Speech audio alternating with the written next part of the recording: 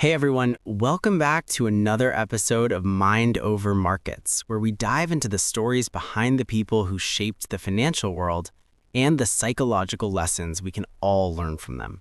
I'm James, and today we're exploring a story that's part brilliance, part tragedy. It's the story of Jesse Livermore, the man who beat Wall Street and then ultimately himself. Hi, James, and hi to everyone listening. I've been really looking forward to this conversation. Jesse Livermore isn't just another figure from financial history. He's like a living case study in how our emotions can both make and break us in the world of money. Exactly. Livermore's life is almost cinematic. Imagine this, a kid born in 1877 on a small Massachusetts farm.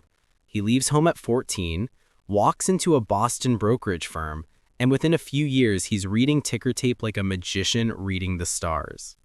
Right, and by the time he was 20, he'd already made his first $1 million. But here's the twist. That early success planted something dangerous, this illusion of invincibility. It's almost like the first taste of victory became the seed of his future downfall. That's such a powerful point, and it's interesting how even in his early days, Livermore was already showing what would define him later, the mix of brilliance and recklessness. He started out trading in what were called bucket shops, basically small-scale betting houses where people speculated on stock prices without owning any shares. Yes, and that's where he developed his uncanny ability to predict market movements. But it's also where he learned something else, how emotional crowds can be.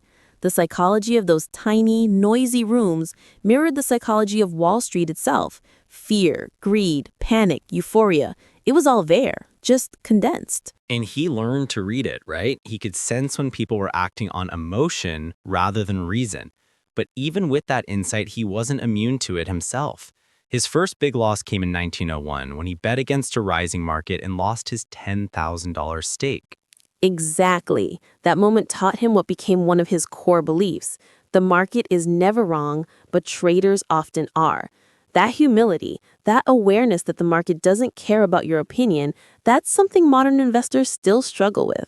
Let's talk about the 1907 crash, because that's when Livermore really became a legend. While everyone else is panicking, he shorted the market and made $3 million, a fortune at the time. That's about the equivalent of a few $100 million today.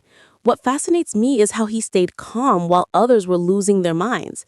That kind of composure under chaos shows the power of emotional control. It's the opposite of what most people do under pressure.